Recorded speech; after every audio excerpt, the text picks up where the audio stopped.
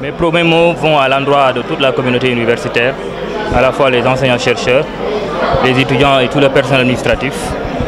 C'est juste pour lancer un appel à tout le monde, parce qu'aujourd'hui la situation de l'UGB impose que toutes les forces vives se retrouvent afin qu'on puisse dépasser ces événements-là et trouver des solutions pour notre université, faire de sorte que notre université retrouve le lustre d'antan.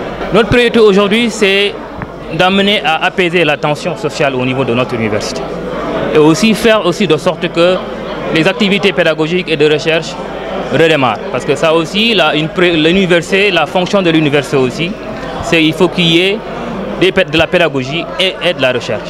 Aujourd'hui, nous allons nous atteler à ces deux défis-là, qui sont premièrement d'apaiser la tension pour que toutes les forces se retrouvent, ensuite faire de sorte que en fait, toutes les activités pédagogiques et de recherche redémarrent dans notre université. Beaucoup de choses effectivement ont été détruites dans cette université-là. Aujourd'hui, nous sommes en train de faire le point. Nous n'avons pas encore fini la situation, mais nous comptons effectivement sur l'appui de notre ministère de tutelle pour permettre de faire la reconstruction de notre université.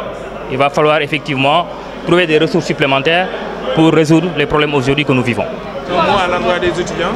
Aux étudiants, je leur lance un appel. Moi, je suis un ancien étudiant de l'UGB et j'ai vécu les mêmes difficultés qu'eux, j'ai vécu dans les mêmes conditions. Et je l'ai dit tout à l'heure, si cela peut permettre d'avoir de meilleures relations avec eux, vraiment ce serait une bonne chose. En tout cas, je vais privilégier le dialogue et la concertation. Nous allons les rencontrer très souvent pour anticiper sur leurs difficultés et essayer de trouver des solutions.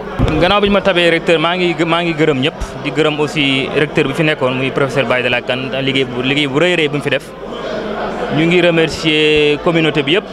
Ñu ngi lancer un appel à communauté yëpp mooy enseignants yi, étudiants yi ak personnel administratif pour ñëpp ñu booloo dans l'union des cœurs ñëpp ñu tappe xol yi. xool toujours intérêt université bi pour ñu yëkkatiwaat ko. Suñu priorité mooy def tout ba jàmm ñëwaat ci université bi jàmm dafa am solo loolu bu amul rek kenn du mën a liggéey. Il faut aussi ñu jéem a def ba de sorte que ñu mën a redémarrer jàng mi ci UFR yi ak côté recherche bi loolu aussi moom mooy fonction université loolu dafa am solo trop. Incha allah ñu ngi ciy liggéey et incha allah yal nañu yàlla jàppale fii ak nu mu gën a gaawee.